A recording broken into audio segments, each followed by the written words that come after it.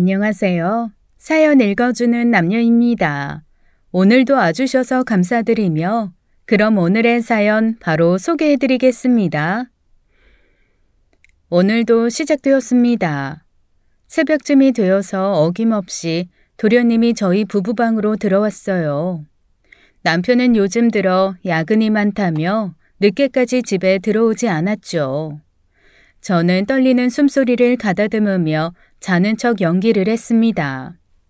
도련님이 이렇게 제 방에 몰래 들어오는 게 오늘로써 벌써 3번째였어요. 에이, 형수님, 주무세요? 형수님. 옛날 같았으면 당장 일어나 무슨 일이세요 도련님이라고 했겠지만 최근 그들의 이상행동에 저는 숨죽여 자는 척을 했습니다. 그러자 도련님은 제 침대로 조용히 다가와서는 한참을 서서 저를 바라보았죠. 식은땀이 났어요. 제가 잠들었다고 생각했는지 도련님은 제 방 이곳저곳을 뒤지기 시작했습니다. 그러더니 한참 만에 제 방에서 나갔죠. 도련님이 방을 나가자마자 저는 참아왔던 숨을 내쉬었습니다. 하지만 끝이 아니었어요.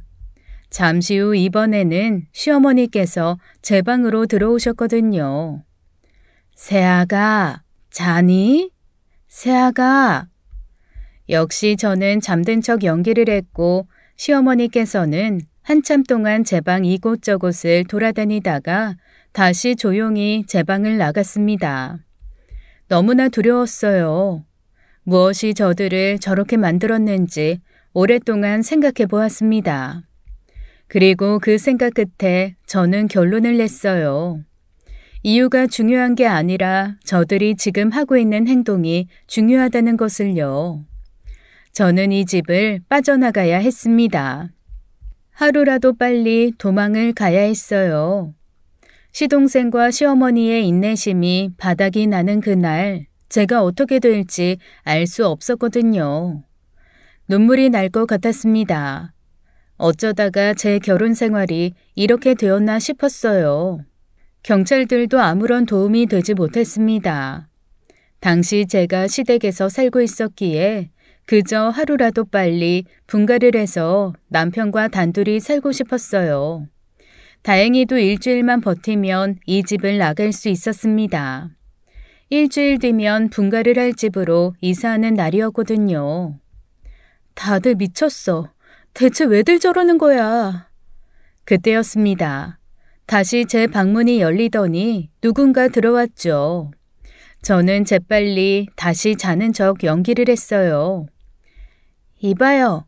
안 자는 거 다 알아요. 아가씨? 조용히 하고 지금부터 내가 하는 말 잘 들어요. 알았어요? 당신 목숨이 달린 일이니까.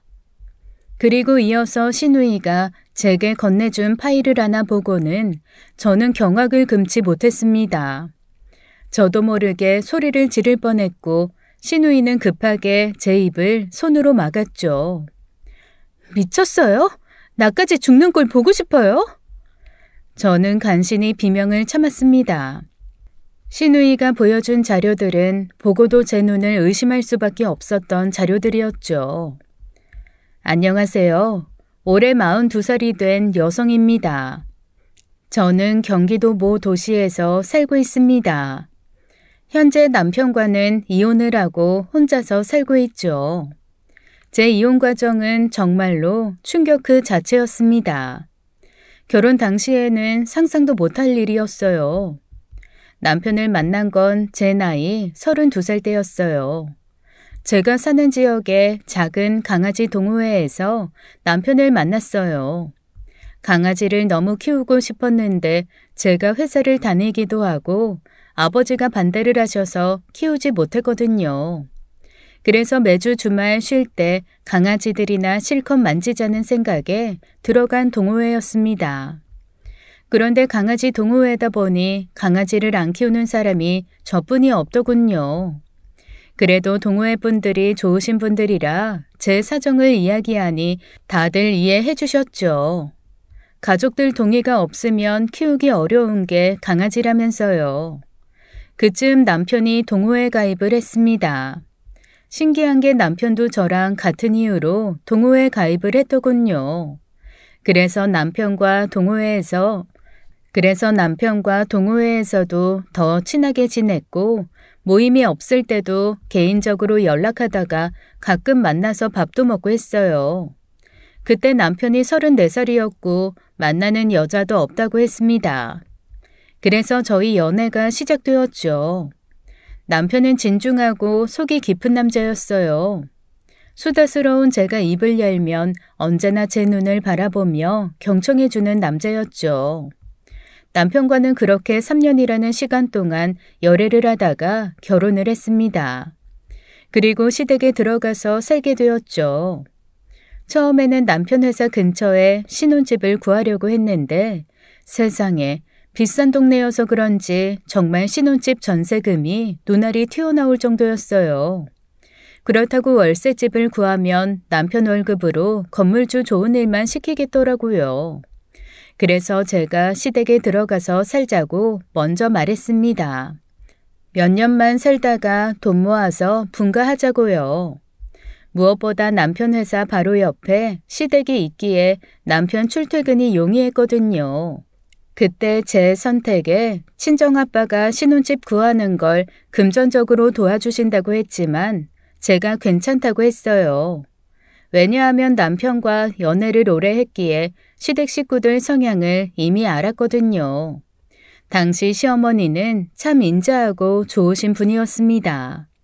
그리고 남편보다 3살 어린 시동생과도 많이 친해졌던 상태였고요. 남편과 데이트할 때 가끔 시동생이 눈치 없이 따라 나왔거든요. 그러다가 같이 영화도 보고 술도 한잔하면서 많이 친해졌어요. 그래서 시집살이도 크게 무리가 없을 거라 생각했죠. 다만 조금 걱정되는 사람이 바로 남편의 시누이였습니다. 남편의 시누이는 대체 어떤 사람인지 연애하는 3년 동안 본 적도 없을 정도였거든요. 여동생도 한 명 있다며 어떤 사람이야? 미니. 걔는 신경 쓰지 마. 아마 모르긴 몰라도 걔도 당신한테 전혀 신경 안 쓸 거야. 가족끼리도 거의 남남처럼 사는 애거든. 집은 그냥 잠자는 공간으로만 이용하는 애야. 아가씨가 막내인가? 막내딸이면 집안에서 귀염둥이 역할일 텐데 이상하네. 사실은 말이야. 어차피 당신도 알게 될 테니 솔직히 말해줄게. 시누이는 남편과 도련님과는 피가 안 섞인 남매라고 했어요. 시어머니와 시아버지께서 재혼을 하셨는데 남편과 도련님은 시어머니의 자식이었고 시누이는 시아버지의 자식이라고 했습니다. 그런데 시댁에는 시아버지는 없으셨어요. 남편이 32살 때 돌아가셨거든요. 제가 남편을 만나기 2년 전이었어요. 그래서 시누이가 집에서 정을 못 붙이고 저렇게 겉도나 싶었습니다. 안타깝기도 했어요. 저도 어렸을 때 어머니가 돌아가셨기에 당시에는 집에 정 붙일 곳이 없었거든요. 그래서 매일 집 밖으로 돌아다니거나 친구들을 만났었죠. 아빠는 일 때문에 바빠서 저를 크게 살펴주지 못하셨거든요. 시누이도 그런 문제가 아닐까 했었어요. 그래서 제가 시댁에 들어가 살면 시누이와 친구처럼 친해져서 잘 지내봐야겠다 생각했습니다. 지금 생각해보면 허튼 생각이었죠. 어쨌거나 그래서 시댁에는 아직 시집 장가를 안 간 시누이와 도련님 그리고 시어머니와 저희 부부가 함께 살게 되었습니다. 시집살이를 하며 큰 문제는 없었어요. 다만 시누이가 문제라면 문제였죠. 신우는 제가 결혼할 때부터 무언가 불만이 가득한 사람처럼 뚱한 표정으로 저를 바라보았습니다. 그리고 신혼여행을 다녀와서 처음 시댁에 들어간 날 제게 경고하듯 말을 했죠. 네, 아가씨, 저요? 그럼 여기 말고 당신 말고 누가 있어? 당신을 위해서 해주는 말인데 이 집 사람들 아무도 믿지 마. 아무도. 기회만 생기면 당신 뒤통수 칠 인간들이니까. 내 말 명심해. 그때는 시누이가 무슨 말을 하는지 몰랐습니다. 그저 기분이 나빴어요. 저는 시누이에게 꼬박꼬박 존대를 해주는데 시누이는 언제나 제게 반말을 했거든요. 그리고 호칭도 제대로 불러주지 않았죠. 제가 시누이한테는 새언니였는데 언제나 저를 부를 때는 저기, 여기, 어이 이렇게 부르곤 했습니다. 언제 날 잡아 제대로 호칭을 바로잡아야겠다는 생각만 했지 당시 시누이가 말하는 말들은 크게 제 머릿속에 들리지도 않았어요. 지금 생각해보면 첫날부터 시누이가 제게 엄청난 충고를 해준 거였는데 말이죠. 미니가 뭐라고 하던? 네? 아니에요, 어머님. 별말 안 했어요. 다만? 무슨 일 있었어? 아니에요, 어머님. 저녁 준비할까요? 괜히 저로 인해 집안에 분란이라도 일까봐 시어머니에게는 아무 말도 하지 않았습니다. 시아버지가 돌아가신 이후 이 집안에 시누이 핏줄이 한 명도 없었어요. 그래서 자기 혼자 이 넓은 집에서 타인처럼 느껴져서 저렇게 삐뚤어졌나 생각했습니다. 제가 좀 더 넓은 마음으로 먼저 다가서야겠다 싶었죠. 하지만 그날 이후 시누이는 제게 말을 거의 걸지 않았어요. 아니 남편 말처럼 집에 잘 있지를 않았습니다. 그저 밤늦게 들어와서 자고 가끔은 말없이 식탁에 앉아서는 밥 먹고는 다시 조용히 집을 나갔었죠. 그리고 얼마 안 가 시누이 생일이 다가왔어요. 서먹서먹한 사이 좀 풀어보려고 제가 나서서 시누이 생일을 준비했죠. 이상하게 아무도 신우 생일을 챙기려 하질 않더군요. 신우 생일이 하루 앞으로 다가오고 있었는데 마치 아무 일 없는 날처럼 그냥 지나가려 했었어요. 그래서 저라도 신우 생일을 챙겨줘야겠다 생각했습니다. 그게 며느리의 일이라 생각했고요. 당신은 어쩜 오빠가 돼서 여동생 생일도 그냥 건너뛰려고 그래?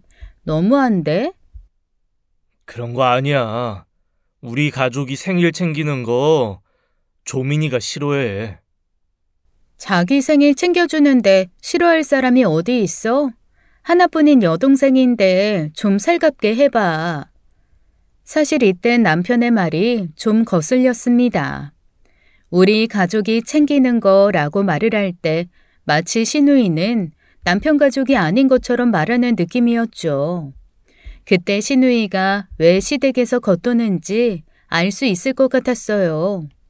도련님과 시어머니가 하는 행동들을 유심히 살펴보면 남편과 비슷했습니다. 시누이를 가족의 일원으로 생각하며 대한다기보다는 마치 하숙생 또는 동거녀 정도로 생각하며 대하는 게 보였었죠. 그래서 안타까웠고 제가 더 잘해주려고 노력했습니다. 하지만 언제나 시누이는 제게도 삐딱했었죠. 싸구려 동정 따위는 집어치우지. 누가 누굴 동정해. 난 당신이 더 불쌍하거든. 저런 식으로 군이 저도 더 이상 다가서기가 힘들더군요. 그렇게 살다가 결혼 1년차쯤 되었을 때 친정 아빠에게 연락이 왔어요. 시집살이 괜찮냐며 정 힘들면 신혼집 구해준다고 하시더군요. 아빠, 돈 많아? 내가 생각하는 신혼집은 한두 푼이 아닐 텐데. 아빠 돈 많다. 가진 게 돈뿐이 없어. 그러니까 아파트 이름만 말해. 바로 사줄 테니까. 됐네요. 아빠가 무슨 돈이 있어. 그리고 나 시집살이 하는 거 나쁘지 않아. 시댁 식구들 다들 나한테 잘해주니까 걱정하지 마, 아빠. 그러면 다행이다. 시댁이 아무리 좋아도 가끔 조서방이랑 놀러와. 아빠 심심하다. 네. 상민 씨한테 말해보고 이번 주에 놀러 갈게, 아빠. 아참, 건강은 괜찮아? 아빠를 자주 못 보니까 걱정되네요. 이 나이에 아빠만큼 건강한 사람도 없다. 아직은 내가 조서방보다 근육도 많을걸. 그러니 아빠 건강일랑 걱정 말거라. 어렸을 때는 친정아빠와 친하지 않았었죠. 하지만 나이가 들다 보니 당시 저를 방치하고 일만 해야 했던 아빠의 사정을 이해하게 되었어요. 그럴 수밖에 없었던 가장의 슬픈 숙명이었죠. 그래서 그날 이후 제가 아빠에게 먼저 부단히 다가갔고 우리 부녀 사이는 많이 친해지게 되었습니다. 하지만 제가 결혼을 하면서 다시 물리적 거리가 멀어진 거였죠. 그래서 더욱 자주 찾아뵈려고 노력을 했어요. 한 번은 일이 바빠서 찾아뵙지를 못하다가 한 달 만에 친정집을 찾은 적이 있었습니다. 그런데 친정아빠가 몰라보게 살이 빠져 있었어요. 깜짝 놀라 아빠에게 물어보니 살이 7kg이나 빠졌다고 하더군요. 단 한 달 만에요. 그래서 운동을 심하게 하시냐, 설마 다이어트 같은 거 하시냐고 물었더니 아니라고 하시더군요. 바로 병원으로 아빠를 모시고 갔어요. 그리고 저는 충격적인 결과를 들어야만 했습니다. 아빠가 대장암 4기셨어요. 불과 3달 전 건강검진에서도 아무 이상이 없었는데 말이죠. 하늘이 무너지는 기분을 알 수 있었습니다. 병원을 나서는데 저라도 정신을 다잡자 생각했어요.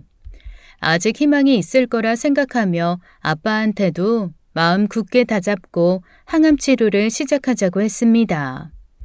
바로 아빠를 병원에 입원시키고 치료를 시작했어요. 하지만 의사는 단 2달 만에 저희 부부를 불러서는 호스피스 병동을 가는 것이 좋겠다는 말을 하셨죠. 더 이상 병원에서 해줄 것이 없다면서요. 그리고 딱 한 달 만에 아빠는 세상을 떠나셨습니다. 너무나 허무했고 황망했어요. 아빠는 돌아가시기 전 호스피스 병동에서 제게 힘겹게 말씀하셨어요. 우리 미란이 두고 먼저 떠나니 이 마음이 무겁네. 조서방, 내 딸 좀 잘 부탁하네. 그리고 아빠 앞으로 재산이 좀 있으니까 그걸로 꼭 집 장만해라. 직접 해주고 싶었는데 힘들겠구나. 아빠는 돌아가시는 그 순간까지 시집살이를 하고 있는 제 걱정을 하셨어요. 그러면서 유언으로 꼭 자신의 유산으로 집을 장만하라고 말씀하셨죠.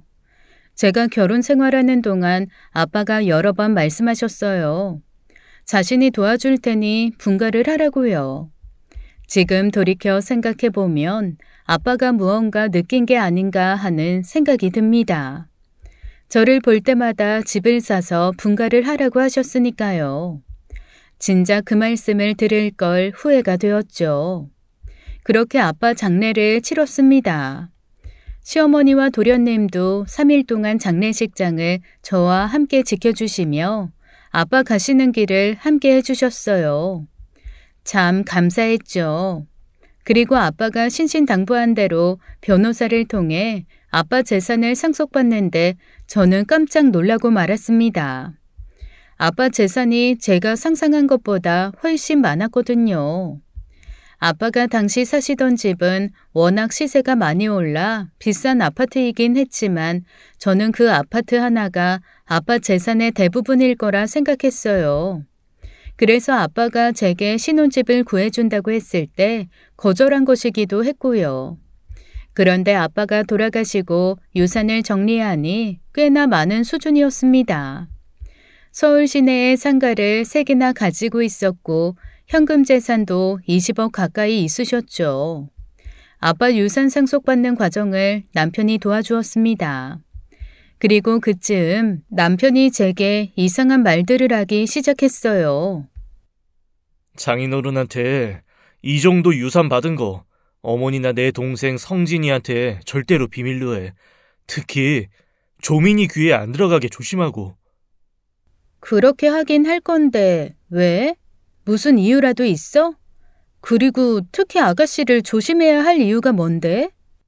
그냥 내가 시키는 대로 해. 사람들이 알아서 좋을 거 하나도 없어. 장인어른께서 평생 일구신 소중한 유산인데 딸인 당신이 지켜야지. 그렇긴 한데 그저 제가 한순간에 부자가 되었다는 소식이 전해지면 이곳저곳에서 아쉬운 소리가 들려올까봐 남편이 미리 주의를 주는 줄 알았어요. 나중에 알고 보니 다른 이유가 있었던 것이었죠. 하지만 제가 입을 다문다고 해서 끝날 문제가 아니었습니다. 사돈께서 재산을 많이 남기셨다고? 그래, 얼마나 남기신 거니? 서울에 상가도 있다고 하던데. 무슨 구에 있니? 몇 평이고?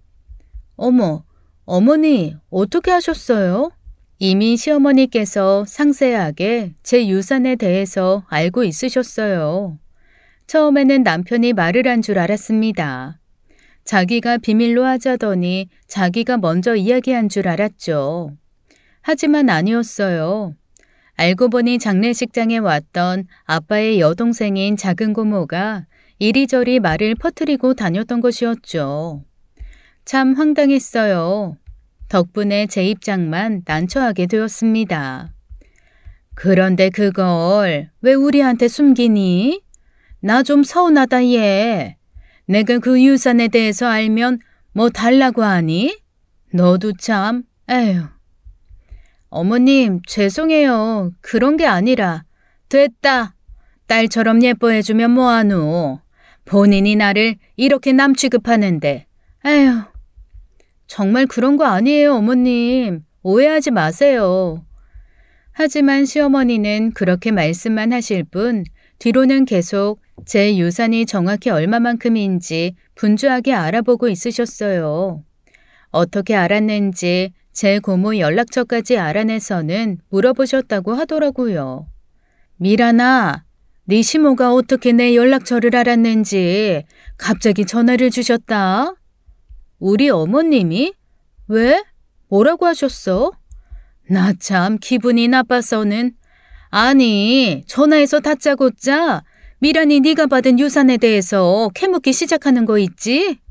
내가 잘 모른다고 하니까 거짓말하지 말라면서 빨리 말하라고 큰 소리를 치더라고. 내가 성질 같아서는 같이 큰 소리 치려다가 미란이 네 생각에 참았다. 네 시모 대체 왜 그러니? 나보다 어린 게 반말을 찍찍하질 않나.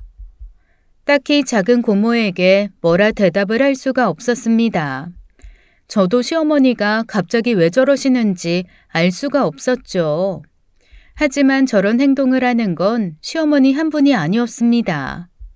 도련님도 이상한 행동을 하기 시작했어요.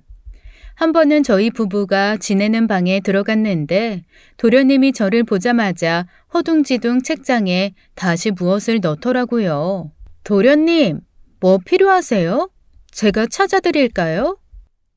아, 형수님. 아닙니다. 저 급한 일이 있어서 이만. 제가 뭐 찾으시냐고 물으니 아니라면서 급하게 제 방을 나갔습니다.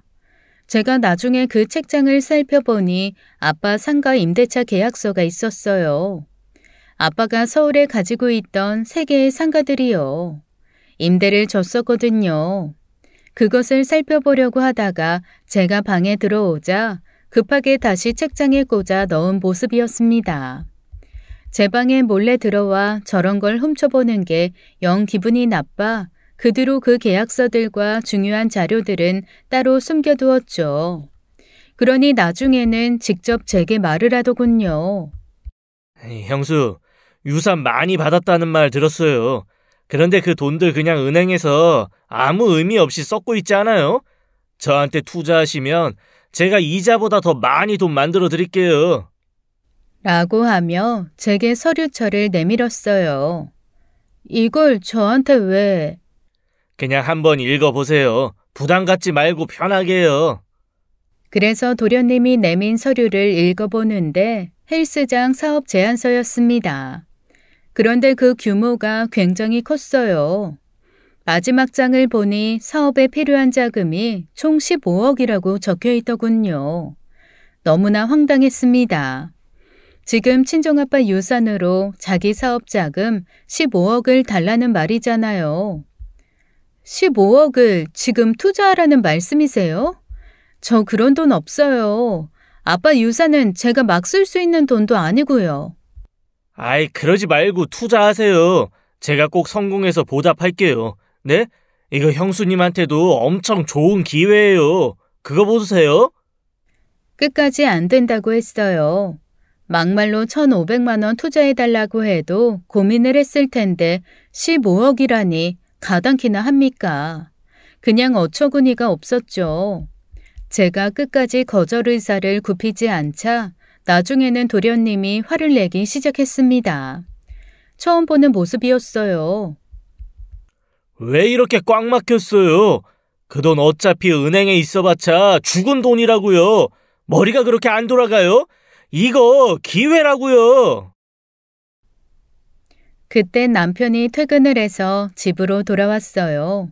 그러자 도련님이 급하게 사업 제안서를 챙기더니 자기 방으로 도망가듯 들어갔죠. 저는 너무나 어이가 없어서 집에 돌아온 남편에게 하소연을 했습니다. 도련님이 제게 15억을 투자하라며 달라고 했다고요. 그러자 남편이 버럭 화를 냈죠.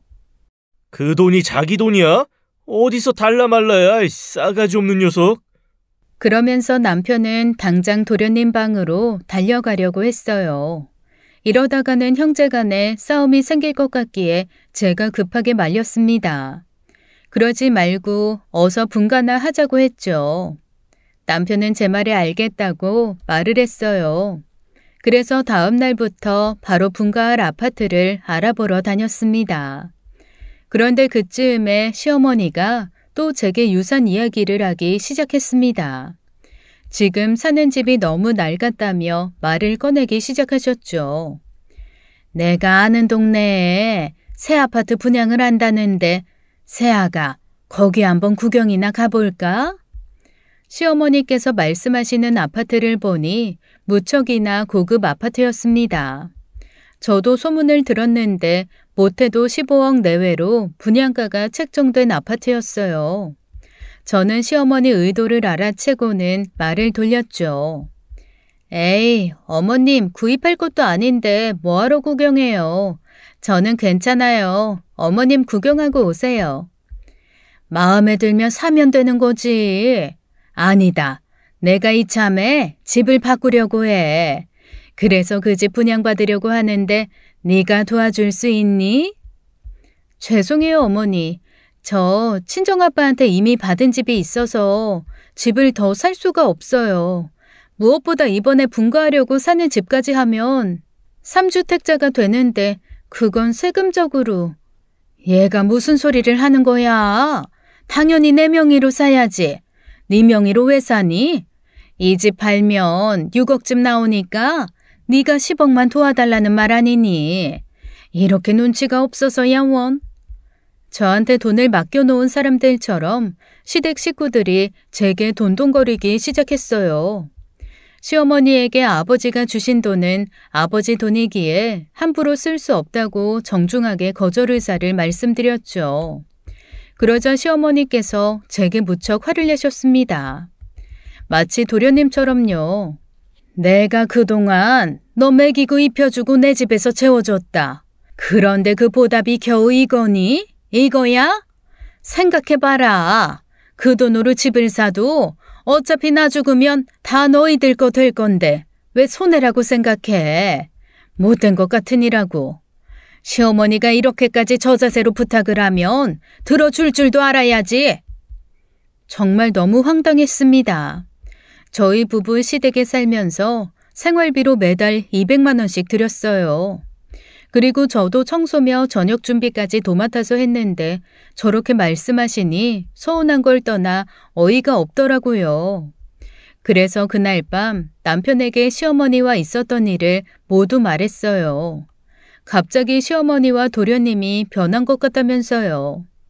남편은 제게 가족들을 대신해서 사과를 했죠. 그리고 그날 밤이었습니다. 남편은 회사에 일이 갑자기 생겨 밤중에 다시 출근을 했고 저만 혼자 방에 있다가 깜빡 잠이 들고 말았어요. 인기척에 잠이 깼는데 캄캄한 밤이었죠. 슬그머니 눈을 떠보니 도련님이 제 방에 들어와서는 무엇인가를 찾고 있었습니다. 그게 무엇인지는 물어보지 않아도 알 수 있었죠. 바로 상가 계약서였어요. 그걸 왜 그리 미친 듯이 찾는지 이해가 되질 않더군요. 진작 그걸 다른 곳에 숨겨두길 잘했다는 생각을 했습니다. 하지만 한밤중에 도련님이 제 방에 들어와서 저렇게 미친 사람처럼 물건을 찾으니 순간 무섭더군요. 그래서 숨을 죽이고 자는 척을 했어요. 그러니 도련님이 계약서를 찾다 포기하고는 방을 나갔습니다. 그때 저는 듣고 말았어요. 나지막한 도련님의 목소리를요. 신발 어디에 숨긴 거야? 갑자기 심장이 쿵하고 내려앉으며 두려움이 찾아왔죠. 그런 일은 다음 날에도 생겼습니다. 그뿐 아니라 시어머니도 합세하셔서는 제 방에 들어와서 저 몰래 아빠 상가 계약서를 찾기 시작했어요. 왜들 저러는지 정말 이해가 안 가다 못해 두려울 지경이었어요. 그래서 저는 참다 남편에게 그 사실을 말했습니다. 그리고 서둘러서 분가를 하자고 했어요.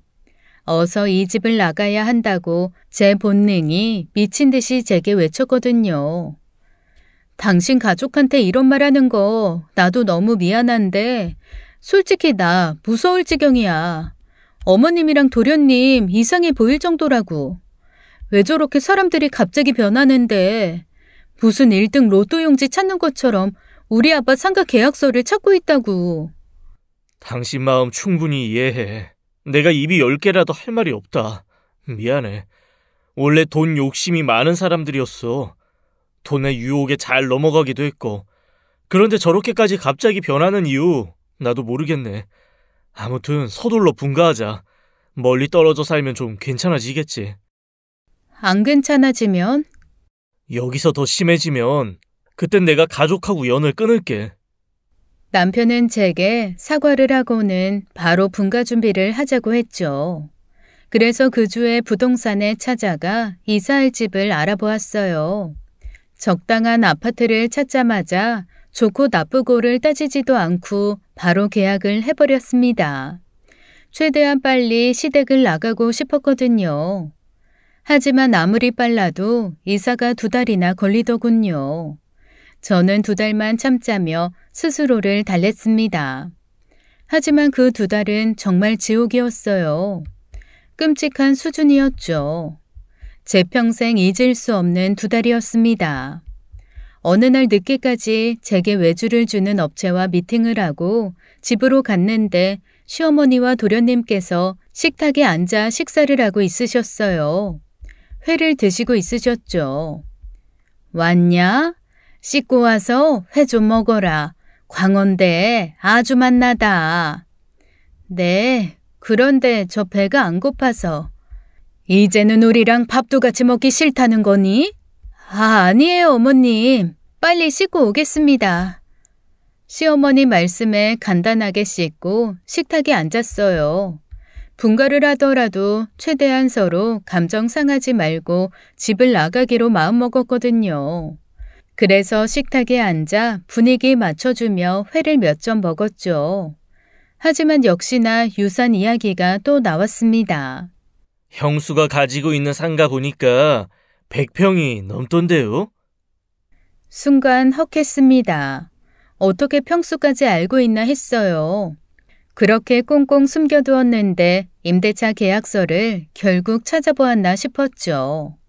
제가 외출을 한 사이 제 방을 뒤져본 게 틀림없었습니다. 소름이 돋았죠. 하지만 참고 말했어요. 네, 어떻게 다 아시네요.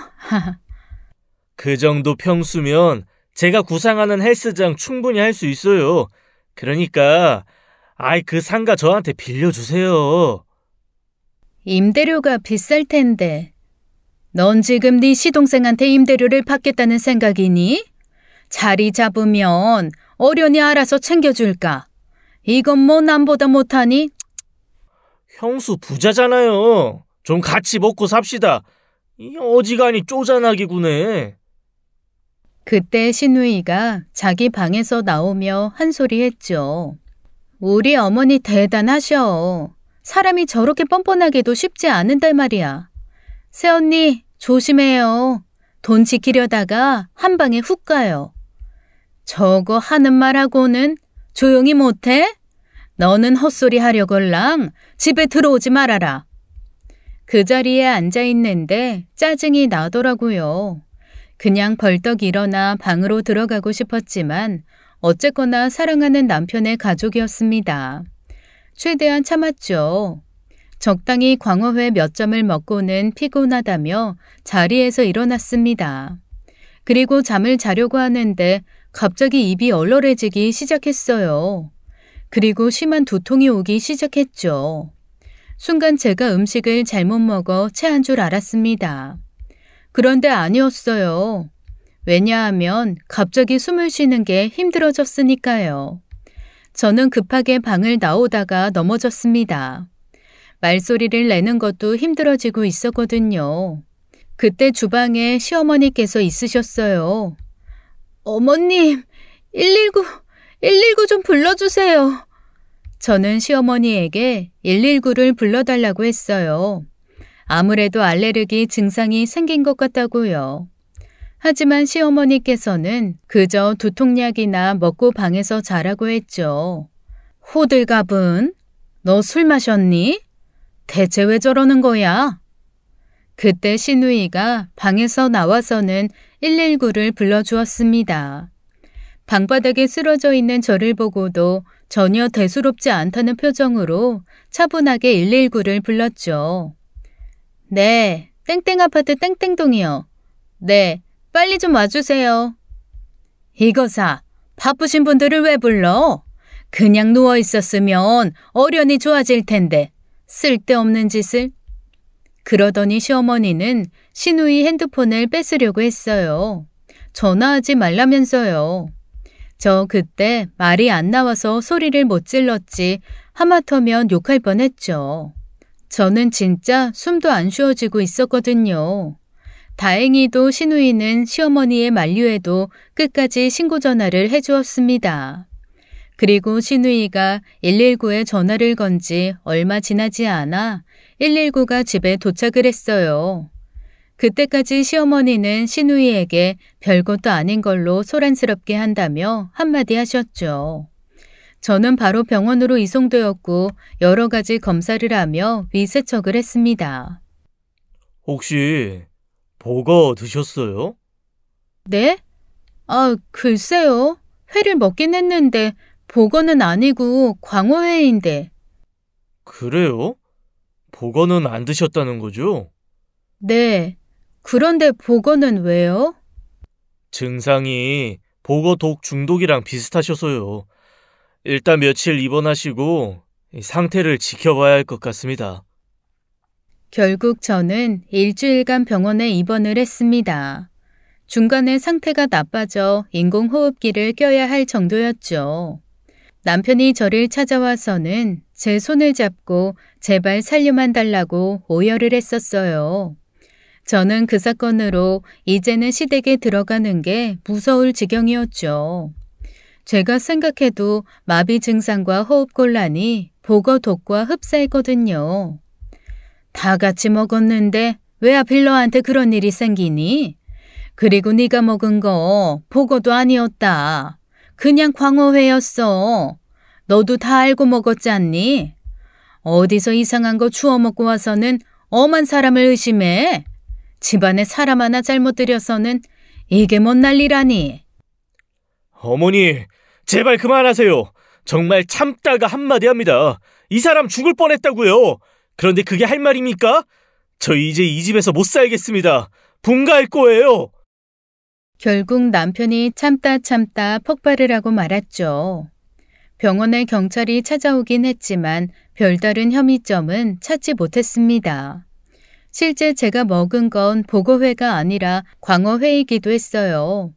시댁의 남은 회와 구입처를 조사한 경찰이 이야기를 해주었죠. 그렇게 제 사건은 단순 해프닝으로 끝이 났습니다. 의사가 말하기를 버거독이 아닌 식중독일 수도 있다는 말에 어처구니가 없었어요. 순간 내가 미쳐가고 있나 싶기도 했죠. 그렇게 간신히 살아서 퇴원한 저는 다시 시댁으로 들어가기가 꺼려져 호텔에서 머물기로 했습니다. 남편도 당연히 그러라고 했죠. 그리고 마침내 2달이 다 되어 분가를 하는 날이 되었어요. 저는 시댁에 있는 제 짐을 정리하기 위해 어쩔 수 없이 시댁을 가게 되었습니다. 저를 보자마자 시어머니께서 또 한마디 하셨어요. 네가 뭐 대단한 사람이라고 우리가 너를 죽이기라도 한다니? 나 참, 호텔까지 가서 지내고 너도 대단하다 대단해. 형수, 정말 섭섭하네요. 우리가 그렇게 의심돼요? 그런데 그날 우리도 그 광어에 같이 먹었어요. 형수도 봤잖아요. 참나. 그럼 우린 왜 멀쩡합니까? 자기가 어디서 이상한 거 먹고 와서는 우리한테 뒤집어 씌우는 거지. 저는 시댁 식구들이 그렇게 말하거나 말거나 제 짐을 챙기기 시작했습니다. 어쨌거나 제가 숨막혀 죽어갈 때 저를 외면한 사람들이었으니까요. 아마 그때 시누이가 없었다면 저는 분명히 질식사로 사망을 했었을 겁니다. 저는 급하게 미리 예약한 이삿짐 센터 분들에게 짐들을 맡겼죠. 시어머니에게 그동안 잘 지내게 해주셔서 감사했다고 말하고는 제 방에 들어가 나머지 짐을 정리했어요. 그런데 그때 발꿈치에서 갑자기 바늘로 찌르는 느낌이 들었습니다. 놀라서 발꿈치를 보는데 아무것도 없었죠. 바늘 같은 거를 실수로 밟았나 싶었습니다. 그래서 그 바늘을 계속 찾아보았지만 아무것도 안 보였어요. 그리고는 다시 짐을 정리해서 이삿짐 차에 실었습니다.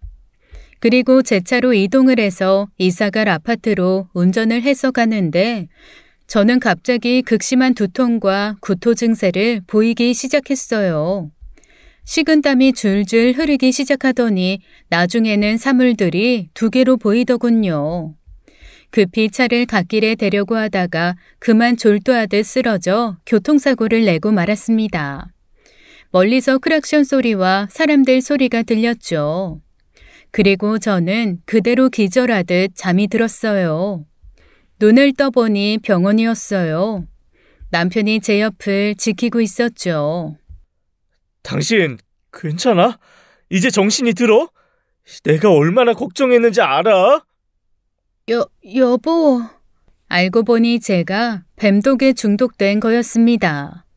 시댁에서 제 짐을 챙길 때 발꿈치에 찔리는 듯한 느낌은 뱀이 문 거였어요.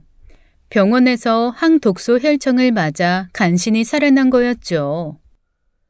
119에서 집을 수색했는데 뱀은 못 찾았다고 하더라. 다행히 우리나라에 많이 있는 독뱀들 혈청을 맞았는데 운이 좋아서 살았대. 만약 희귀종 독사였으면 어려웠을 거라고 하더라.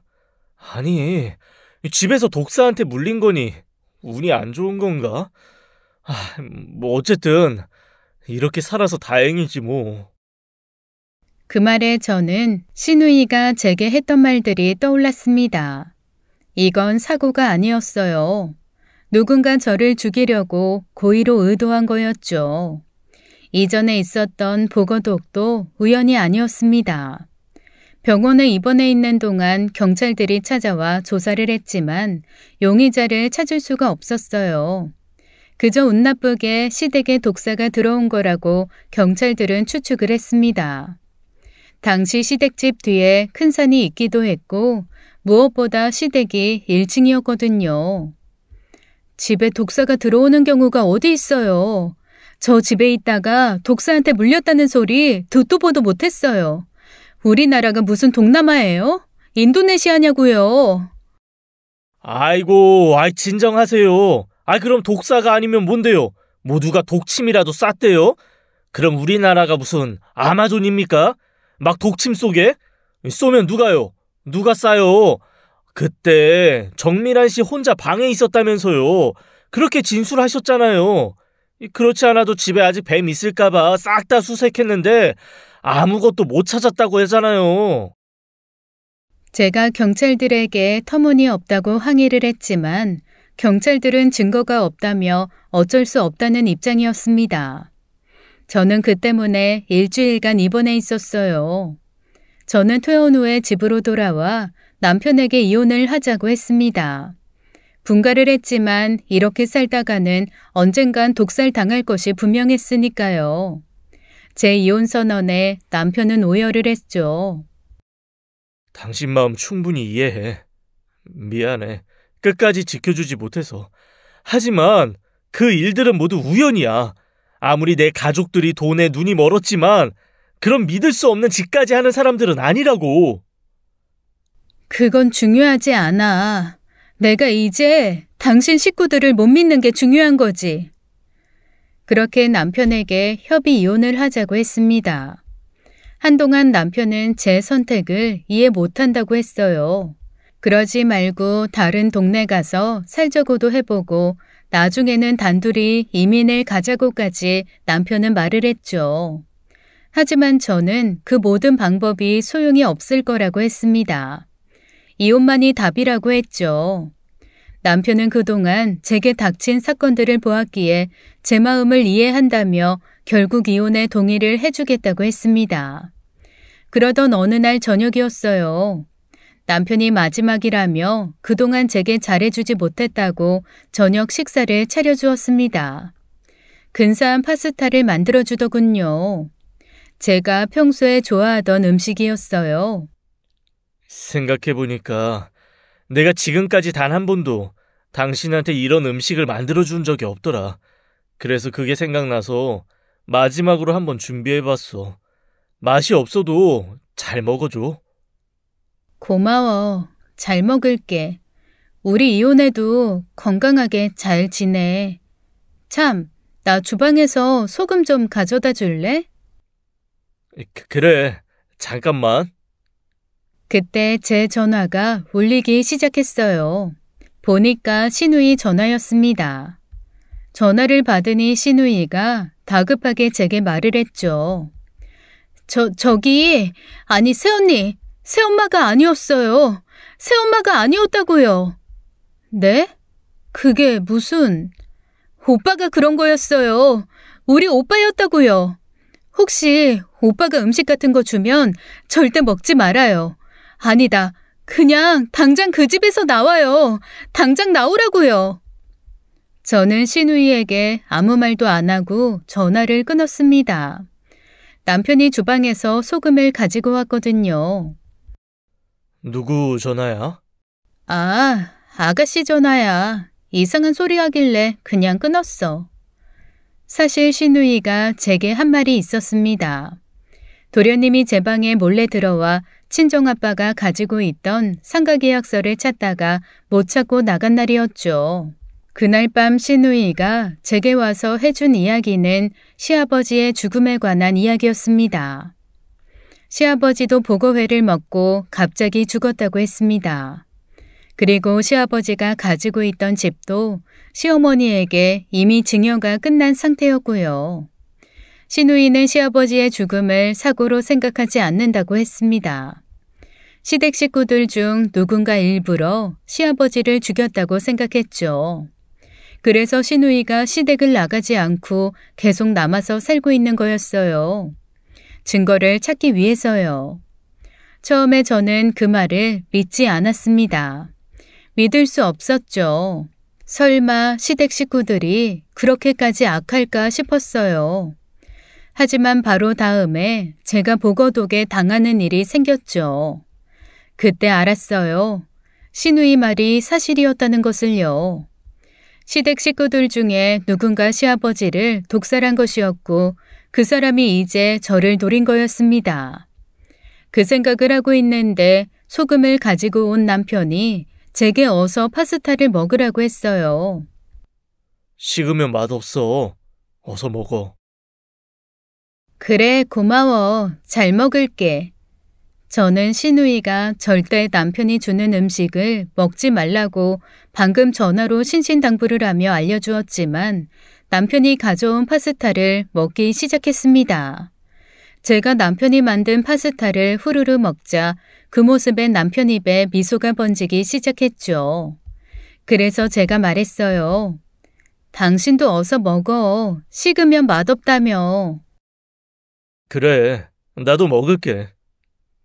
그리고는 젓가락을 드는데 남편이 파스타를 먹지 못하더군요.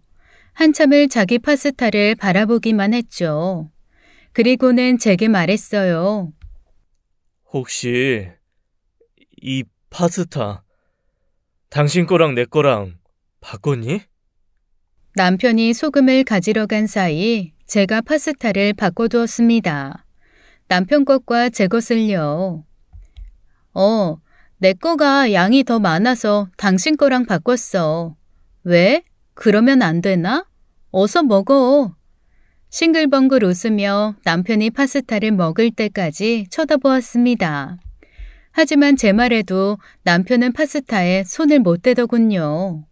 왜 안 먹어? 빨리 먹어. 왜? 못 먹겠어? 왜? 왜? 먹으면 안 되는 거라도 내 파스타에 넣었던 거니? 그래서 내 거랑 바꾼 당신 파스타 못 먹는 거야?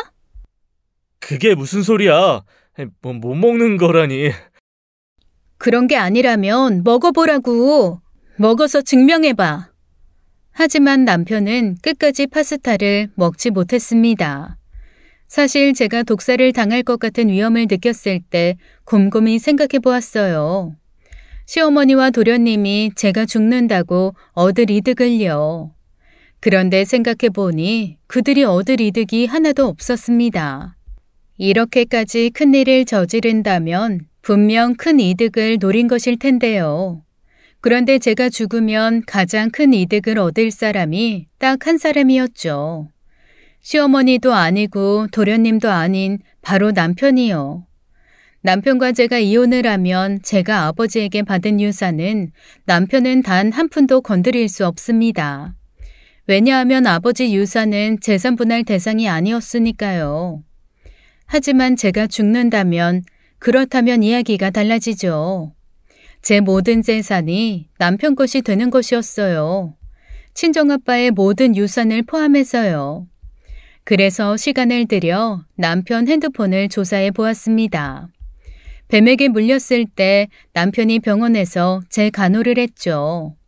그때 남편은 좋은 남편처럼 보이면서 의심을 피하려고 했는지 병원에서 먹고 자며 저를 간호해 주었어요. 그래서 밤에 남편이 잘 때 몰래 남편 핸드폰을 열어보았습니다. 잠든 남편의 손가락을 이용해 지문 인식으로 잠금을 풀었죠. 그리고 저는 마침내 판도라의 상자를 열었습니다. 남편 핸드폰 인터넷에는 수많은 독살 관련 페이지를 여러 번 흔적이 있었어요. 제가 뱀에게 물린 거라 생각했는데 아니었습니다. 남편은 셀모사 농장에서 뱀을 구해와서는 바늘 끝에 그 독을 묻혀둔 거였어요. 셀모사 독을요. 그리고 제가 이삿짐을 정리할 때 그 바늘을 제가 밟을 수 있게 설치해 둔 거였죠. 보거독도 마찬가지였어요. 광어회를 먹어서 제가 중독된 게 아니라 제가 즐겨 마시던 보리차에 그 독을 넣어둔 거였죠. 당시 시댁에서 보리차를 마시는 사람은 저뿐이 없었거든요. 그런데 그 두 가지가 모두 실패를 하자 남편은 최종적으로 청산가리를 구해와서는 제가 먹을 파스타에 넣어둔 거였습니다. 그런데 그걸 제가 알고 남편 파스타와 바꿔둔 거였어요. 제 파스타에 청산가리를 타두었으니 남편은 당연히 제 것과 바꾼 파스타를 절대 못 먹은 것이었고요. 그때 집으로 경찰들이 들어왔습니다. 제가 신고를 했죠. 경찰들은 남편을 바로 체포했어요. 저는 증거로 남편이 만든 파스타와 남편 핸드폰을 내밀었습니다. 국과수에서 파스타를 조사해보면 청산가리 흔적이 나올 것이었어요. 결국 제 예상이 맞았습니다. 제가 먹기로 되어 있던 파스타에서 사람을 죽이기에 충분한 청산가리 성분이 나왔거든요. 남편은 자신의 모든 혐의를 부인했어요. 자신의 핸드폰에 있던 수많은 독살 관련 인터넷 페이지들은 그저 단순 호기심으로 찾아본 거라고 말을 했죠. 하지만 언발의 오줌 누기식 거짓말이었어요. 법정에서 검사님을 상대로 통할 리가 없었죠. 남편 핸드폰은 그동안 지운 메시지까지 모두 복구하여 조사가 이루어졌고 남편에게 보거독을 판매한 업자와 청산가리를 판매한 업자까지 모두 잡혀 들어갔습니다. 하지만 제가 틀린 부분이 있었어요. 저는 단순히 남편의 단독 범행인 줄 알았습니다. 저는 그저 시어머니와 도련님은 돈에 눈이 먼 사람들인 줄 알았는데 알고 보니 그들 모두가 공범이었습니다. 먼저 잡혀가서 구속수사가 진행된 남편이 검사에게 모든 사실을 고백했어요. 아니 오히려 시어머니가 주도해서 시킨 거라며 자기 엄마가 주범이라고 말하기까지 했죠. 자기 살아보겠다고 자기 엄마까지 파는 놈이었습니다. 마지막에는 참 찌질해지더군요. 그렇게 조사가 깊어지면서 결국에는 시아버지 죽음까지 조사가 진행되었어요. 이 부분은 남편에게 보거독을 제공해준 업자가 모든 사실을 고백하며 드러났습니다. 사실을 숨기면 남편과 공범으로 묻겠다는 검사의 말에 보거독을 판 업자가 벌벌 떨며 다 고백을 했죠. 결국 시누이 말이 맞았습니다. 모든 것이 드러나자 시누이는 남편과 시모에게 신발을 던지며 욕을 했죠. 그러다가 그 자리에 주저앉아 오열을 했어요. 제가 급하게 다가가 위로해 주었습니다. 나중에 시누이와 이야기를 했어요. 처음부터 경고해줘서 고마워요. 덕분에 살았어요. 그런데 그날 저한테 전화했잖아요. 시어머니가 아니라 남편이 그런 거라고. 그건 어떻게 하셨어요? 새언니, 아니지. 편하게 이름 불러주세요. 저도 이제 이혼할 거라 그 집사람 아니에요. 네, 미란 씨. 사실 집안에 아무도 모르게 카메라 몇 대를 설치해뒀어요. 미란 씨 아버지가 돌아가셔서 유산을 받은 직후부터요. 저 사람들이라면 또 돈에 눈이 멀어서 범죄를 저지를 거라 생각했거든요. 그때 봤어요. 조상민, 그 인간이 미란 씨 보리차에 이상한 거 타는걸요. 그게 보거독이었나 봐요. 미안해요. 제가 너무 늦게 영상을 확인해서 미리 알려주질 못했네요. 아니에요. 그때 미란 씨 아니었으면 저 죽었어요. 고마워요. 119 불러줘서. 결국 시댁 식구들은 모든 혐의가 인정이 드러났습니다. 법원에서는 남편의 죄질이 매우 무겁다며 남편에게 8년형을 선고했어요. 그리고 시어머니와 도련님은 각각 5년형에 처해졌죠. 저는 그 판결을 기반으로 남편과 이혼 소송을 했습니다. 그리고 아무런 어려움 없이 이혼을 할 수 있었죠. 저는 지금도 제 전 시누이였던 미니 씨와 연락하며 잘 지내고 있어요. 시아버지의 기일이 되면 미니 씨를 혼자 보내지 않고 함께 가주고 있습니다. 미니 씨도 제 친정아빠 기일이 되면 저와 함께 찾아주고요. 저희 둘 다 충격적인 사건의 피해자이기도 하고 그 사건을 함께 이겨낸 사이기도 하잖아요. 그래서 그런지 묘한 동지애 같은 게 생겼습니다. 현재 저는 작은 피아노 학원을 운영하며 작은 동네에서 조용히 살고 있습니다. 저보다 1살 어린 미니 씨는 늦은 나이에 연애를 시작해서 내년쯤에 결혼을 한다고 하더군요. 한 번은 제게도 재혼 생각 있냐고 미니 씨가 물어보았어요. 그 물음에 저는 온몸을 흔들며 다시는 결혼 안 하겠다고 했죠. 그만큼 제게 결혼 생활은 다시 생각하고 싶지 않은 지옥이었으니까요. 그래도 이렇게 제 사연을 풀어놓고 보니 속은 시원하네요. 들어주셔서 감사합니다. 지금까지 사연 읽어주는 남녀였습니다. 끝까지 시청해주신 여러분 감사드리며 저희는 다음 사연으로 돌아올게요. 감사합니다.